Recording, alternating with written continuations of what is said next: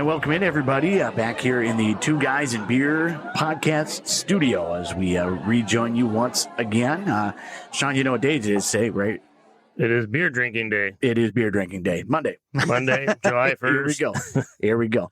Doppelbock day. Doppelbock day. There we go. It's a lot of good days is really what it is. But we're back on the train and back bringing what we can to the listeners out there and doing everything, doing our part really to entertain the masses, or at least do something. I do my part by drinking beer. Exactly. Yeah. Consumption. That's my special talent. Yeah, consumption and just endless random knowledge that we come up with from usually just the internet that we bring to you, and hopefully you learn a little bit about some breweries, and I know that we have for sure about some of the great culture that is the brewery culture. And it is a great culture. Mm-hmm. And see, we do all the hard work for you, whether it's the beer talk, the brewery stuff, or the stupid knowledge that you never thought you would know. Mm-hmm. We're doing the heavy lifting so you can just sit back, relax, and drink your beverage. The heavy lifting. Yes. Chin ups. It's a lot of weights around here. 12 ounces. Exactly. So today we're going international in the celebration of it. Can't wait. I don't know, being July or something. Perfect. But yeah, we're going back to Germany. We're going to the Munich area of Germany. We've been kind of to roughly around that area ish previously, but this one we're going right back to the heart of Munich, Bavaria, Germany.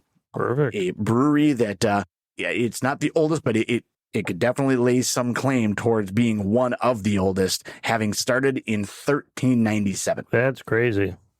That is super old. That is, there's not a lot of people back in the workshop from there. No, I don't think they're around. I don't think they're around now.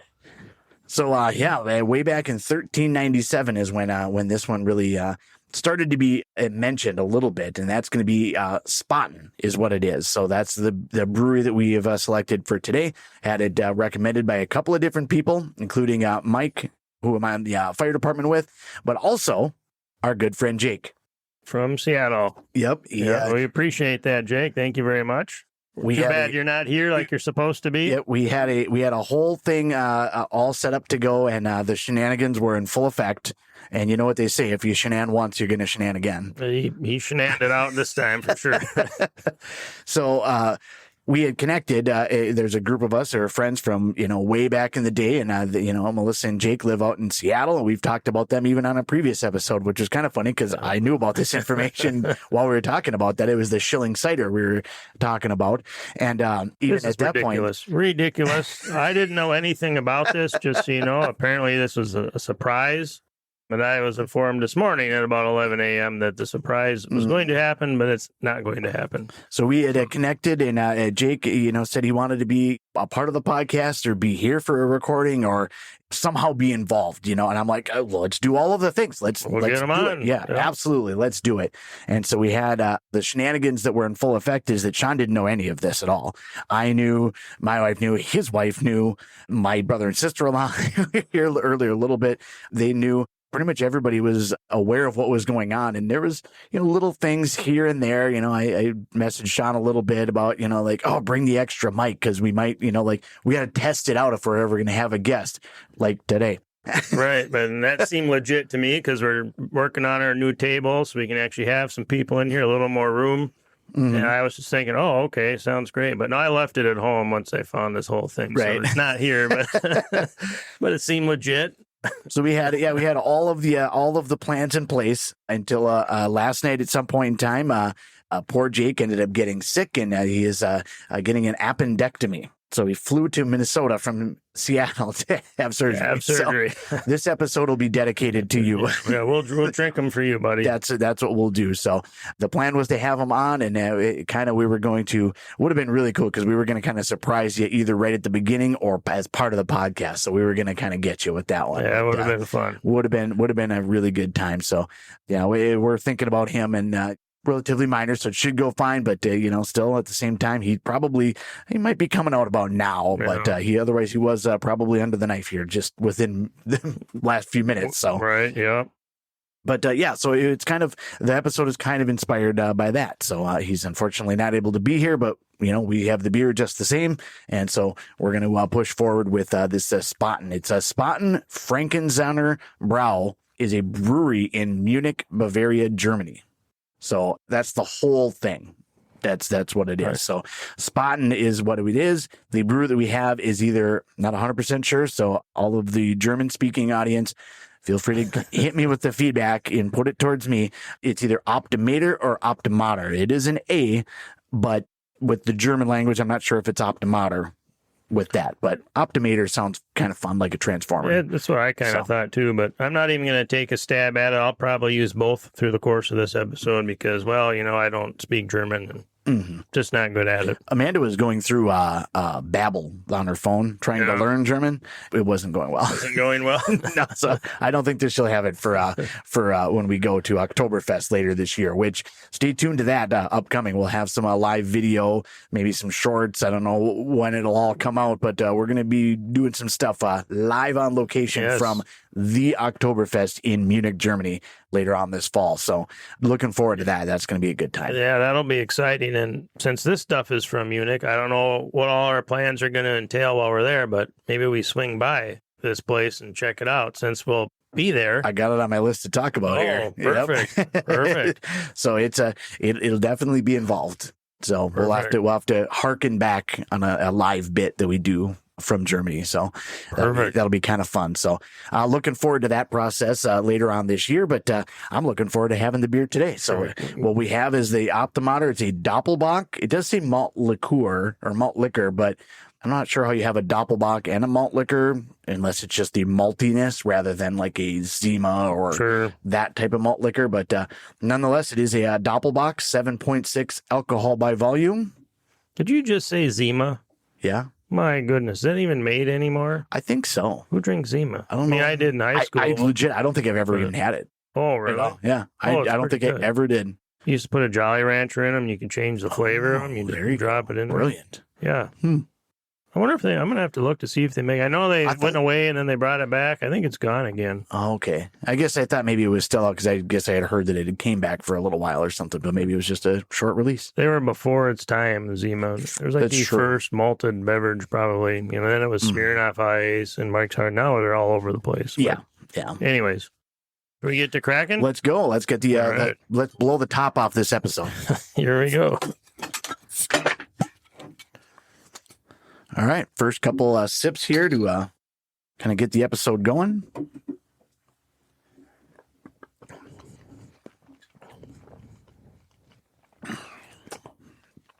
Definitely Doppelbock. For sure. Yeah, you get kind of that deep malty, kind of almost not burnt, but it's almost, there's a brown flavor, like a nuttiness to it, for sure.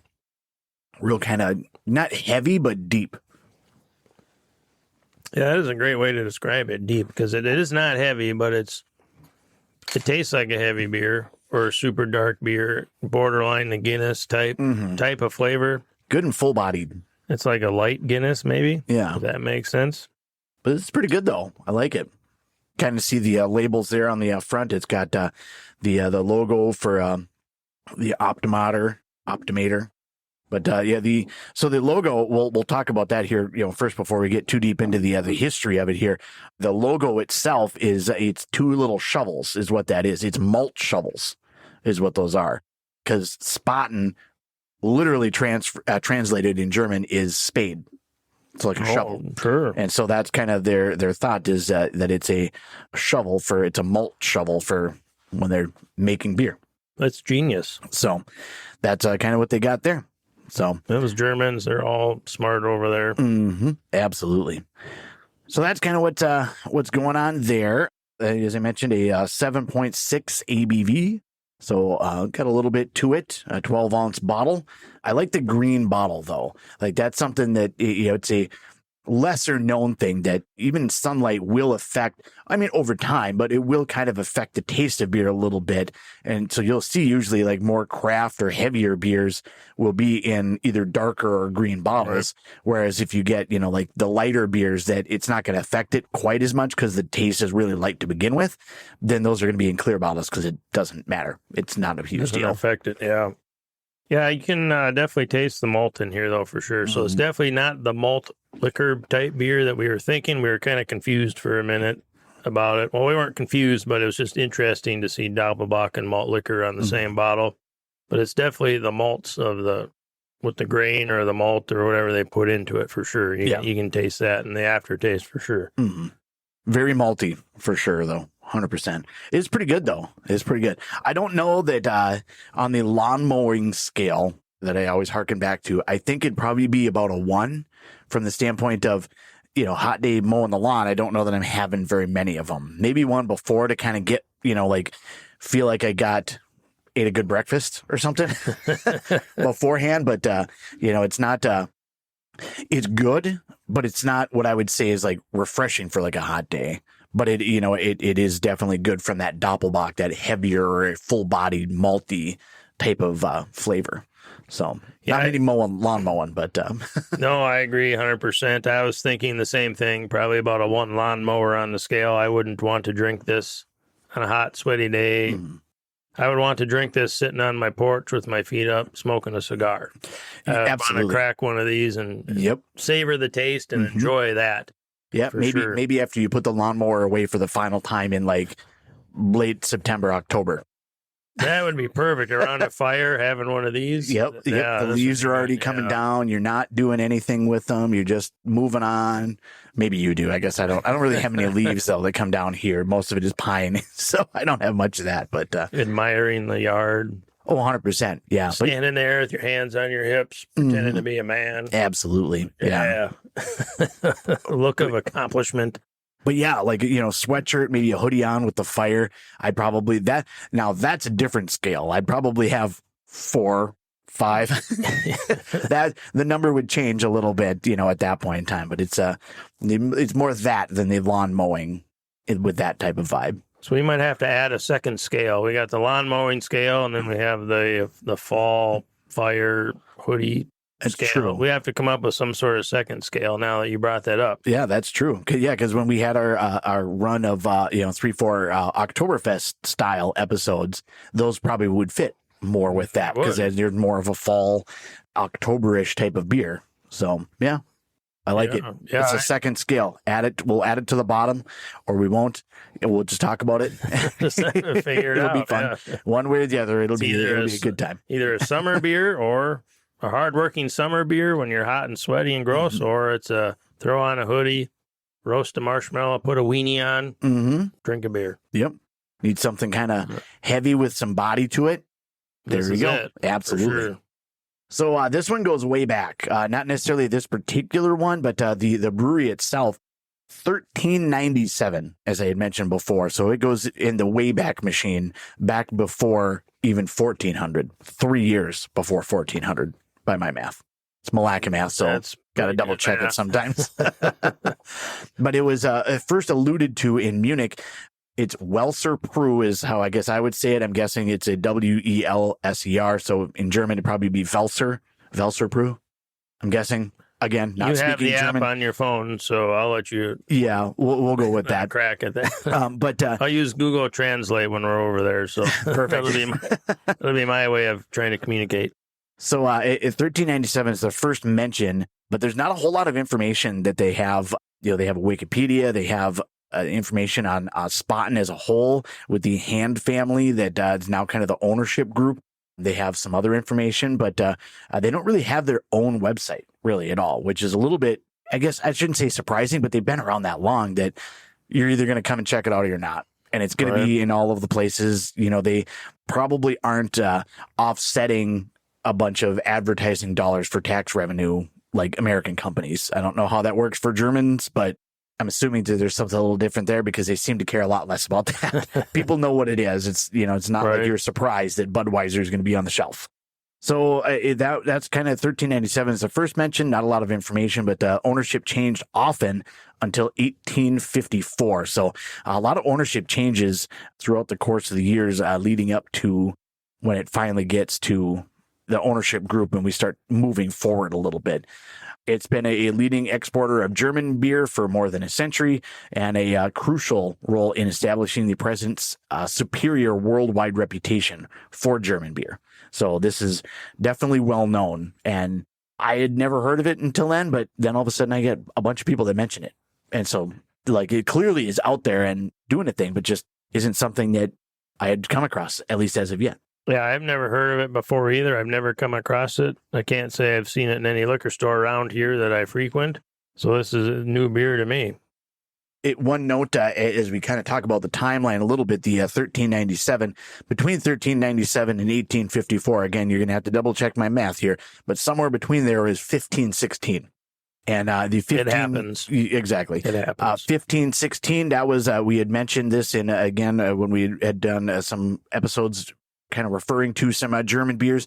Duke Wilhelm IV of Bavaria issued the so-called purity law, decreeing that then on beer was only allowed to be brewed from malt, hops, and water. Since then, Spaten has only brewed its beers with the strict adherence to the purity law, quality you can taste. So they kind of went through that. There was a lot of beers that kind of disappeared at that point in time, but this was one that, nope, we're going to lean into it. That's what it's going to be, and that's what we're going to say, and that's what we're going to stick with. And so they went right through the purity law and, were able to come out the other side exactly with what they had. So well, it's definitely quality, that's for sure. Mm-hmm. You can tell that by drinking it. It's just not some crap-ass beer, that's for sure. Absolutely. It is a quality beer. Mm-hmm. Especially if you like dark beer out there, go get yourself some of this if you can find it. It is a quality. So as we kind of move through the years here, 1854, that point, it moved to another location as well within that Munich area, and it is actually still in that same location today. Nice. So that's quite the run. 1854, 2024, count the carry the two, a whole bunch of years. 170 years. Some years, yeah. In 1867, became the largest brewery in town in Munich. So starting to really kind of push things a little bit. 1872, the Franziskaner Leist Brewery served beer at the Oktoberfest celebration for the first time. So there, we had talked about, maybe trying to find that. I think that we can find it there. I probably can. It'll be pretty easy to find. They had the Spaten Oktoberfest beer, Reminiscent, specially brewed by Joseph Seldmeyer in 1909, or at that point it was brewed there. And then separately in 1909, they first began delivering to North America. So it had not came to America at all until early 1900s. So wow, so they've already been brewing beer for hundreds of years. Yeah. And then it finally shows up here. Exactly. 1922, the Spaten Brewery and the Franziskaner Leist Brau united to form a joint stock company. So they kind of merged, and they were both owned by the Seldmeyer family. Gabriel Seldmeyer, separately, just as a side note, he was actually a former Royal Court brewer. Ooh. So kind of a big deal. That sounds pretty special. Kind of a big deal. Sounds special. Around 1924, they got a new advertising slogan that is still in use today. Lass dir raten, trinke Spaten. And you can almost kind of guess what it means. Literally translated, let yourself be advised, drink Spaten. I am advised. Yes. I have been advised. I like... I do like that slogan. I think that works for me. It works. Be advised. Well. I have been advised, and here we go. We're drinking. So it's kind of a interesting little advertising slogan, but 1924, and they still use that today. Still use it, yeah. They still use it. So been around for quite a while. Franziskaner beer was created in 1935, even though there was part of the brewery, they kind of within the Spaten overall house, they created that particular beer in 1935. And the Franziskaner monk was designed by Ludwig Holwein at that point in time. So bringing in artists to be able to make the label. I don't have a picture of said label. Nope, actually I do on this Wikipedia page, and it is a monk that has a mug ready to take a pull. Perfect. Good beer drinking monks are hard to find. They are hard to find, but we did learn about monks before. They used to made their own beer concoction to fast and lose weight. Yep, there we go. Yeah, that's what I need to do. I think I said that then, but just you want to lose weight or you want to become a monk?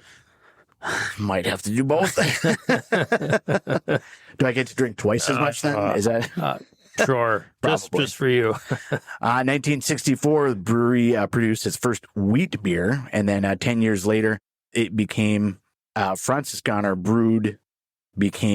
All of the Franziskaner was wheat based, so they kind of made that into its own segment, own section of beer. So that was in 1964. Fast forward another 20 years, 1984, it started a national distribution of beers. And by 1998, it ranked among the top 10 breweries of Germany. All right. That's a pretty good list to be on, I would think. I'm guessing. Just saying. Any top 10 seems good to me. Mm-hmm. Right. 1992, kind of around the time we were talking about the wheat-based and when they were going to the national distribution, they reached a production at that point in time of 1 million hectoliters. Don't worry, I did the conversion. Carry the 850,000 U.S. barrels in 1992. So that's where they were at about then. In 97, they also combined with the Lowenbrau AG to form the Spaten Lowenbrau Group. It was sold in 2003 to Interbrew for 530 million euros. So they have definitely grown quite the business over the course of many years. Just a little bit. They didn't get too big now, It was just a little bit of growth. During the 2002-2003 brewing year, Franziskaner beer alone reached 1 million hectoliters produced. Wow. So they definitely kept going on that one. However, they did, in 2006, they closed essentially one of the brew houses in Munich just due to a lack of workload. But I think that was more of a regional situation with that one. But they didn't get rid of the building. They now made it a museum for the company. Oh, that's cool. So now there's a museum in Munich we can be able to go check out. So maybe that's where we could go. 2011, the brewery launched the Franziskaner Royal, a wheat beer. And in 2017, AB InBev launched the distribution of alcohol-free Franziskaner in the UK. So all sorts of different arms kind of spouting off all over the place with what Spaten Franziskaner has. 2021, they began considering selling the Franziskaner and Spaten brands to move to offload some of the beer assets. So still some things to be able to work on that one. They haven't figured anything out, but at least as of 2021, AB InBev was the kind of the parent company, I guess, if you will, for all of the brands there. That's kind of a bummer, because AB InBev, that's a pretty big company. It's too bad it's not owned by a local company in Germany or passed down through family lines some way, shape, or form. It's just kind of a bummer when big corporations take over breweries or other companies or beer. It kind of takes away that special factor or the homegrown factor. Takes away a little heart almost. The little man factor, it's like, it's just another big company that owns it. They had nothing to do with the success of it, nothing to do with the recipes, the beer, the packaging, nothing. It's, we just bought it, now it's ours. Exactly. So, it's I don't know. We'll see what happens if they end up serving. Maybe they sell portions of it. The Franziskaner and Spaten brands. Maybe they sell it to an individual person, and they can start that. But it'd be pretty big pull for one person to. That's just it. If they're selling for 500 and some odd euros, like you said, how is any one person going to even carry that on? Well, and even a millionaire, billionaire that's going to maybe try to lop onto that and do that is probably going to make it under like an LLC or something anyway. So it's going to be another corporate venture. Right. So, but you're not getting, like the local brewer that's worked there for 20 years to like, all right, well, I'll take out the loan. Yeah. It would take a lot of investors to pool together to try to keep it private in some way, shape, or form. But then you'd have 10, 15 owners essentially, all investing in it. Would be cool though. It would. Just a quick update. 2010, the brewery employed about 500 people and had an annual production volume of about 2.4 million hectoliters, which again, doing the math, 2 million barrels. And reminding people once again how much is in a barrel. Oh, like 34 gallons or something like that. 30, yeah. So that's U.S. gallons, 34 gallons per the average barrel. Of course, there's other barrels that are different sizes. Right. But that's the average size barrel. So that times 2 million is a lot. It's a lot of beer. It's quite a bit of beer, making it one of the largest brewers in the Bavaria region. Can you imagine, like, if you're brewing that much beer, how much malt you need, how much wheat you need, like how much yeast, all that stuff. Like, that's crazy. And just to brew at that large of a tank, you're dumping in. You're not making a mistake by like, a teaspoon too much of something. Did you put 4 or 8 bags in this? Right. Bring the forklift up and dumping a whole pallet load of wheat in there. Yeah, it's going to be those big the bags that are on pallets that usually have concrete mix or something. Yeah. We had talked before about Oktoberfest, going there later on this year. If we haven't mentioned that, can't wait. It's going to be a good time. Spaten Franziskaner Brau is one of the 6 brewers in Munich to brew beer for Oktoberfest. So one of the specific ones for the celebration. Perfect. So definitely looking forward to that. Some of the beers that they have, 1841, they introduced the Marzen beer. 1894, the Muncher Helles, a German pale lager, was produced by the company for the first time, 5.2 ABV. They had a Pils that they make, 5.0 ABV. The Oktoberfest beer, which was likely going to be what we're going to have while we're there. I can't wait. I'm excited. Just guessing. Yeah. My goals, and I've said this multiple different times or whatever, my goal is to have between 7 and 10 massive beers and an pretzel the size of my torso. We'll be carrying you right out of there. It's a good thing that I don't have a flight back to America the next morning. Wait a minute. That's going to be, that'll be interesting. I do not have a flight back the next day. I go back 2 days later, I think. I probably should have maybe pushed it a couple of days. The third. Yeah, that's the way that it worked out for flight times for me. We're going to get laughed at over there. Oh, absolutely. I'm okay with that. Effing Americans. Yeah, I'm okay with that. I'm willing to accept any and all, harsh criticism. I'm okay with that. But interesting note, as we know, that it takes a little while to be able to brew beer. Usually you can get it done in, between a couple of weeks and a month, depending on how long you want to let it settle, to be able to let some of like the malt settle to the bottom or filtering. They brew the Oktoberfest beer, it says here, in springtime to be able to be ready for the fall Oktoberfest in autumn. So that's going to be about a 5.9 ABV. So looking forward to having a bunch of that. I can't wait. They also have a light beer, Diet Pils, which, interesting note, can be consumed by diabetics. So if you're running into that issue, that's something that it can you can have with that. Beer for everybody. I'm not interested in looking to consume light beer, though. That's true. I want full, hearty, chunky, thick German beer that's going to knock me on my ass, basically. Exactly. The Franziskaner Weissbier has a 5.0 ABV, and that is one of them that claims to be part of following the purity law with what you're required, the malt, hops, and water. Basically, that's it. I don't know how you make anything taste different at all. Right, when you have the same 3 ingredients. You just you make it work, I guess. So, and maybe then, of course, you could get some different water from somewhere. That's true, because that is one of the big things is the taste of water. It'll be a little different. It definitely changes the taste of the beer. Generally, I've purchased because I just make like 5-gallon batches whenever I've made it. I will just purchase like spring water in bottles. But I have known different places. There's a place in Florida that I had gone to, Anchor Lab, that they use reverse osmosis and just filter it right down to basically distilled water. There's nothing in it. And then the guy that owns the place, actually, he graduated as like a chemist, I believe. And so, or he at least was in college for a while as a chemist, but he'll basically put different minerals and different things back into the water to create a specific taste based on a water table from a certain area. So there are places that that want to do that. They want to recreate a beer from a random place in Japan. All right, well, as long as I have the water profile, like I can make it taste exactly like that. So kind of a fun thing. If you have a taste that you want to be able to go to, you can adjust the water itself. So obviously the ingredients, but if you want to adjust the water, you can certainly do it. Yeah, that's crazy. Interesting how that stuff works when you're doing that kind of thing, brewing beer or whatever it is you're doing. Absolutely.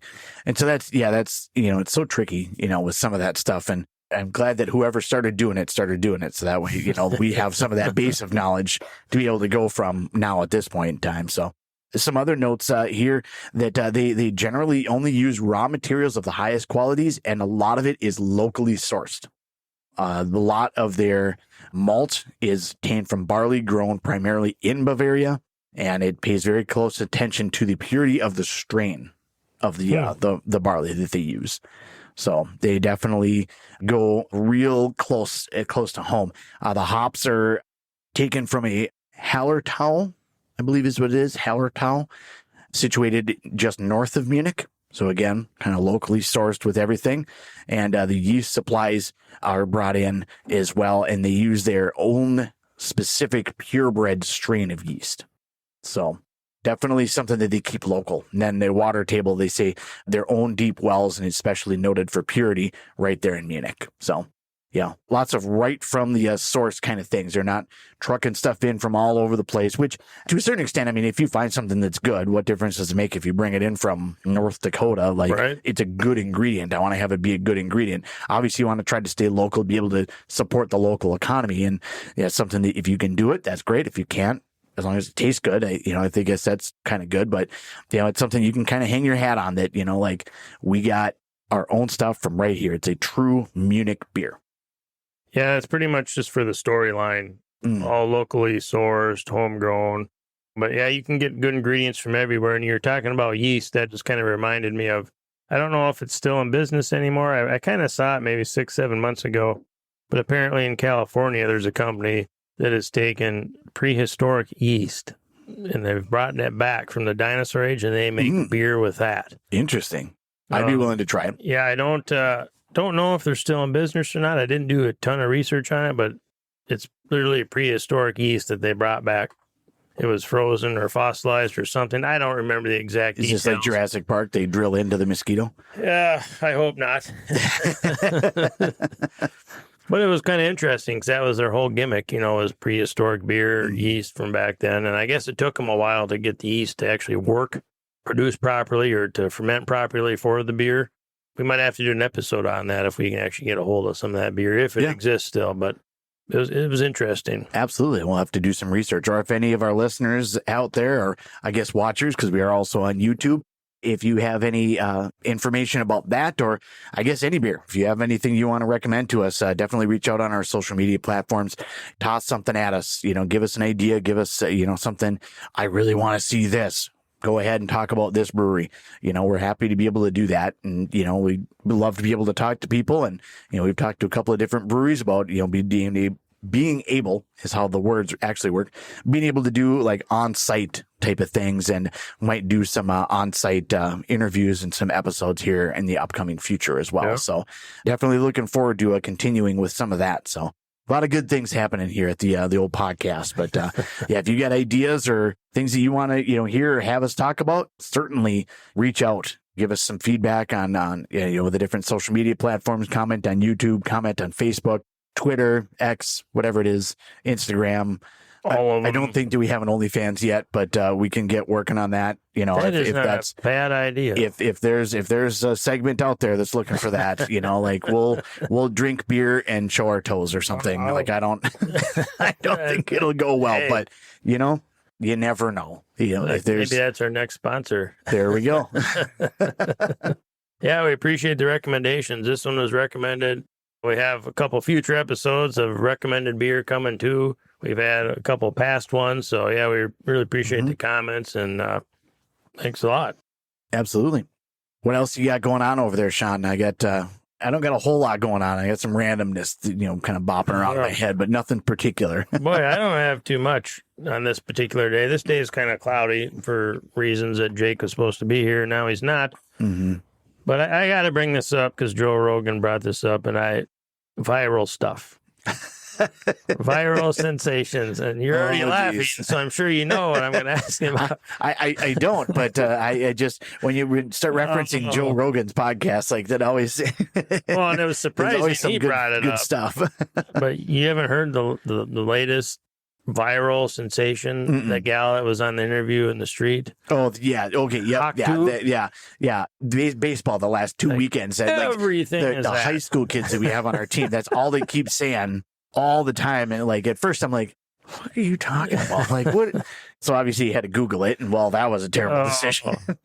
Like, how does that even happen? Things go so crazy viral like that. Like, what's the science behind it? There probably isn't a science behind it, but how does that happen? It's so random. But there are people that are paid tens of thousands of dollars, maybe even millions of dollars, to try to develop things like that. Things that go viral. There are people that literally will work for different companies that develop, like, all right, this is going to be the dance that we're going to give to such and such, and then they're going to do it, and it's going to be, everybody's going to be doing this dance on TikTok for the next 3 months or something like that. The weird thing is, I don't know how you monetize some of that. I understand that you kind of monetize, like, if you get somebody that's like uber famous, that's a influencer or whatever it is, if they do it, then other people will do it and they get money.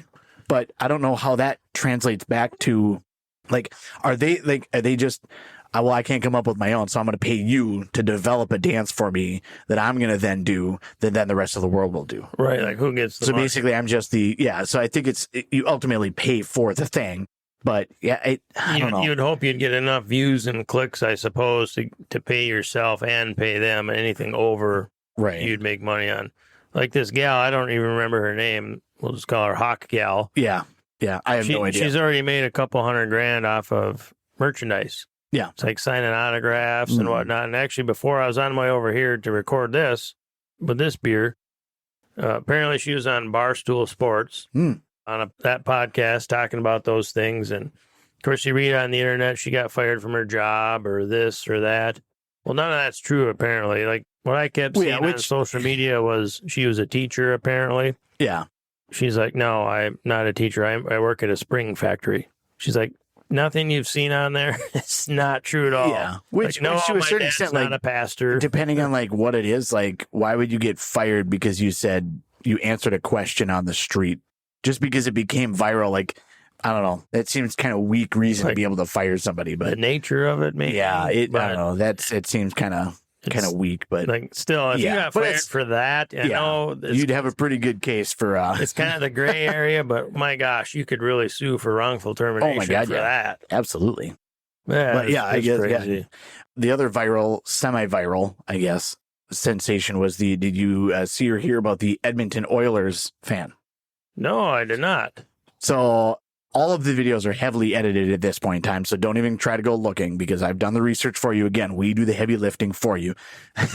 But I guess at one point in time when Connor McDavid had scored during the most recent Stanley Cup playoffs, the finals, somebody had shared a video. They were kind of like the crowd and went back to her, and she's like, yeah, and then she like hauls them out. Ah, yes. Okay. And I guess it just it went nuts, and it became kind of a little, mini viral thing, and it went away really quick. But apparently she was offered all sorts of money for a bunch of different things and turned it all down. She's like, no, I just want to support the team. I had about 9 beers and got a little wild. Like, it's fine. I did see that. I didn't see the actual presentation that she displayed, but yeah, I did read about that gal and her drinking a lot of beer for sure. Yeah, I didn't see that. It's funny how that goes. Well, you bring up hockey. Now I got to trail off a little bit. The Florida Panthers won the cup. I was rooting for the Oilers. Florida is now the state of hockey. We are no longer the state of hockey. They've won 3 of the last 5 Stanley Cups down there in Florida. It's ridiculous. It's insane to me. Like, I don't understand. And I think that we're the state of hockey. There's a certain part of me that I feel like, and of course, I mean, don't get me wrong. They developed well. They've drafted well. They've brought people in. They've done all of the things right to a certain extent. But I got to feel like the league is trying to do everything they can to kind of, I don't know if bend the rules is the right terminology, but like, they want southern states to have hockey, because when you have hockey in the southern states, you expand the nation and you can expand your brand. You're not just trying to move into additional places in Canada, which don't, because of exchange rate and other things going on, isn't as financially viable.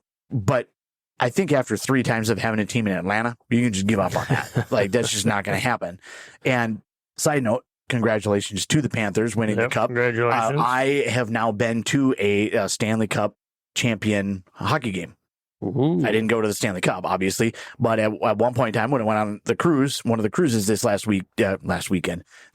winter, we had an extra day in Florida, and where we were staying was about 20 minutes or less in an Uber to Paradise, Sunrise, I believe, Florida, where the Panthers play. Oh, okay. And so I was like, why not? We don't got anything going on. Do we want to just, I mean, it's kind of a wild idea, fly to Florida out of Minnesota in the winter, go on a cruise and then go to a hockey game. I know it's a little bit weird. And the Wild weren't playing there. For those that don't know, we're from Minnesota. So I'm Wild, go Wild sometimes. They weren't playing. It was Panthers and Blues. But I was like, why not? Man, it's like, let's check it out. Sure. And so we didn't buy tickets ahead of time. We kind of came up with the plan last minute and took an Uber there. And that was kind of a disaster because he missed the turn for the Uber that drops you off right up front. And then we ended up on the far side of the parking lot because he's like, I don't know where I'm supposed to go at this point in time. Get out. Yeah. So we're just like, we're whatever. I'm not dealing with you anymore. So we just walk at that point, which is fine. We get up to the ticket window, which was, again, outside because it's Florida in December. Perfect. But it's still Florida, so it's outside. And go up to the window, and I'm like, oh, I hope they still have some tickets left. And like, you still got some tickets left, I'm assuming, like we get, something. I don't care if they're, way up top, whatever. And they're like, oh, yeah, we got some tickets available or whatever. Once we get inside, there's obviously some tickets available. It was like the Metrodome back in the day, It was like when we went to Chicago the one time, like, I hope they have tickets available. When we get inside, and there's like a third full. Right. So we, I'm like, yeah, we'll take 2 tickets. He's like, well, these are going to be, it'll be where Florida shoots twice. I'm like, I don't really care because I don't, like if it's the Wild, that's what I want to see. But otherwise, like, I don't really care. You know what I mean? So it's in an end, and it is on the second level. But we'll get you these tickets. And I'm like, okay, totally fine. And he's like, and in my mind, I'm already like, because I'm used to like Wild ticket prices, upper level are still like $97 a piece or something stupid. And so mentally, I'm like, okay, well, so it's Florida, so it's going to be less, but it's still a Stanley Cup. They were in the Cup final last year, and obviously they won it this year, so they were good all season long. These are going to be $50-$60 a piece. Mentally, I've already decided that's totally okay. And he's like, he's going to be like $25 a piece. Oh. And I'm like, can I buy 3 of them and put a buffer on each side? I'm like, this is not a problem, my man. Like, give me the tickets right now. Right. And I'm going to spend more of that on the beer. So we went in and we got there a little bit after the first period started. We kind of wandered around the stadium, just kind of check it out. Cool stadium there. They had a lot of stuff going on, but it was very much so nobody was there for the hockey. They were there for the I'm out and about in Florida. And taking pictures and being with friends. And there was a couple people. I mean, they were cheering when stuff would happen, but there was almost nobody was there for the hockey. It was a very weird, surreal experience. We actually sat in the seats and, got beer and hot dogs and, the whole bit during the second period. And then about early to mid third period, we just kind of pulled the pin, went and got another beer, wandered around and just kind of toured the rest of the stadium. And then we're like, let's just head out. We can beat the whole crowd. We can get an Uber right away. It'll be right at because they have this whole section of Ubers that are all set there. And so we'll just get the first one that's in line. No big deal. So we get out there and the Uber was a disaster getting there, but the guy that brought us back was super cool. Just an awesome dude. Was very into the Panthers, very into hockey. So we talked hockey like the entire time. It was just a blast. It was really, really cool to be able to experience that. But yeah, so I got to see a Stanley Cup champion before they won it, but nonetheless, got to watch Stanley Cup level hockey. They actually lost that game too. The Blues beat them. Oh no, Blues weren't very good that year, but they did beat them. So do you think? I don't think hockey should be in the South at all. Like, I just don't understand hockey in Florida. Like you said, there wasn't even anybody there. The Panthers were a perennial team. They were in the Cup the year before. They win the Cup this year, but nobody's there. I feel like Tampa does okay with attendance, but yeah, Arizona moves. What are Arizona they now? was Utah, terrible. The Utah something. Do they have a team name yet? I don't think they've decided the team name. They have a bunch of names out there, like the Blizzard or the Yeti or those sound Igloo stupid. or something like that. Who's coming up with those names? Those sound terrible. Well, I think they're just making up names at this point in time. They have no idea. Somebody already took the Kraken, so stop. Not a lot of Kraken in Utah. No, the Kraken's in Seattle. Right. Yeah, no, I it's hard to really believe that there's, I mean, don't get me wrong. There's hockey fans in the southern states. I won't deny that at all. I'm not looking for hate mail. Don't send me anything on that. There's definitely fans there, but to get a concentration enough to be able to support a professional franchise, 20,000 people at a crack, kind of a tough pull. And I've seen it myself because there's so much other stuff going on that's just, it's an afterthought. You know, you look at even baseball in Tampa Bay. You know what I mean? Like, granted, their stadium is garbage, but at the same time, like, nobody goes, and they're a perennial contender. For a long time, they were good, you know? And so it's I don't know. It's a tough place just because, like I said, there's just so much stuff otherwise going on. You know what I mean? Even the Diamondbacks, you know, other than when they're going to the World Series, like, they're pretty well supported, but they're not selling out all the time or anything like that. Not that the Twins are selling out or anything either, but attendance figures just aren't amazing. You know, down there a little bit for basketball. Yeah, a little bit for basketball, but that's more. And basketball, especially, is a lot more like you're there for the appearance of being there. You know what I mean? You get into the game a little bit, but that's, you know, a different thing.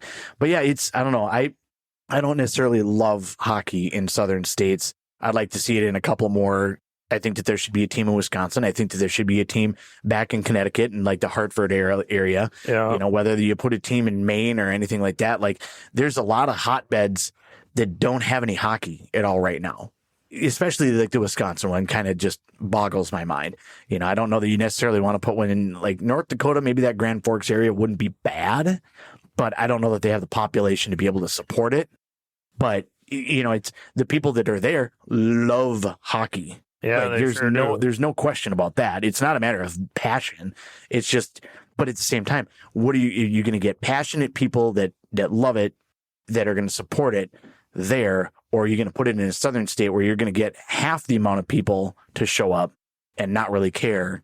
And they're just on their phone the whole time down there. Yeah. Checking their Facebook. But I think it comes down to media markets more than anything, because you put one in Grand Forks, that's not a big media market. You're not going to get a lot of advertising revenue. No, and then you want to have it in LA and Chicago, and Hartford's not a big one, but you know, on top of that, North Dakota, you're competing with, well, they're not the Sioux anymore, but the Fighting Sioux, Fighting Hawks or something, whatever they are, because they had to change the name. But that's a perennial college team that gets a lot of followers all over the place. I think it'd be tough for an NHL team to compete with that. Yeah, you're right. I think more people would go after the North Dakota team than or the college team versus the pro team in North Dakota, for sure. Yeah.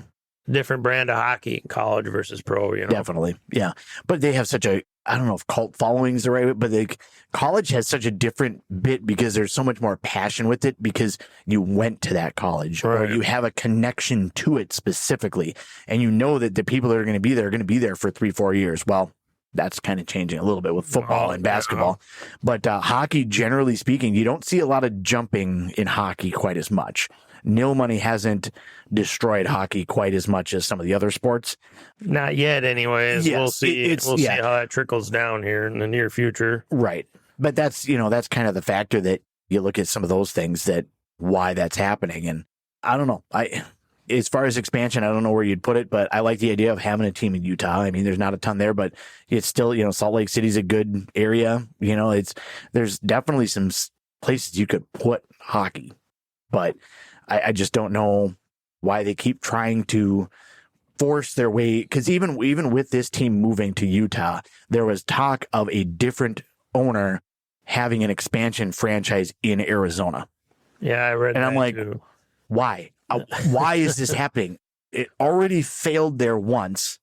If you can't wrap your head around, either you did a terrible job vetting the owner before and you just voted yes because somebody was willing to buy the franchise and keep it there, or that person completely flip-flopped on all of their ideals when they went through that vetting process.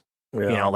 I just don't understand how many times you go back to that well before you realize that it's just not going to work. You're going to have to wait until you develop your brand a little bit larger, a little bit higher, and you're going to have to figure out a different way to be able to do it because it's just not working. Yeah, maybe people in the South just don't like hockey as much, or there's more things to do outside throughout the year that they don't want to go into a stadium and pay, even with a baseball, well, baseball's all summer. If you're in Florida, you want to go inside in the summer. Well, not only inside, but into an ice arena. I mean, right. And not that it's cold, but especially if you've been in Florida for however long, it's going to be chilly. You're going to have to, you're going to wear a sweatshirt. Right. I think I wore a little thin long sleeve or something like that, but I'm more used to, lived in Minnesota, but people don't want to do that when they go to Florida or Arizona because of the weather. I don't want to go. Yeah. I'll go to a mall if I want to get some AC, but I don't want to go into an ice arena. That's, no fun, but it'd still be fun for me. I'd still love it, but I still live here. So. Yeah, we sure do, don't we? Yeah, absolutely. But yeah, I don't know. I'm sure there's a market somewhere. I'm sure there's a way to figure it out, but nobody's figured it out, at least to this point. And so until they prove me wrong, I'm going to go ahead and be down. My dauber is down on that. Well, I think it'll be quite a while before anybody's proven wrong with that. It's right. Hasn't proven successful at all yet. Yeah. So, yeah. So, but yeah, I don't know. The beer was good, though. The beer is good, yeah. Hockey may be okay, but the beer was good. I've got a little bit more of the beer left than you. I'm going to have to get to drinking and get this finished here. Get that finished off. Got anything else for the listeners for the episode for today? I do not. All right. Well, I have absolutely nothing. That'll kind of bring episode 27 episodes here. Feel free to roll back through the whole list of the entire thing. Like, share, subscribe, tell your friends, tell your enemies, tell your spouse, tell your dentist, whoever it may be, about the podcast. If you're really wanting to be really proactive or whatever, let us know. We'll send you stickers or little cards or something. We'll get you something to be able to do that. So otherwise, we do got hats. We got some stuff going on that we can be able to get out there. So reach out if you're looking for something like that, and we'll be able to help you out with something like that. But until then, this will be episode 26 for the Spaten Optimator. Cheers.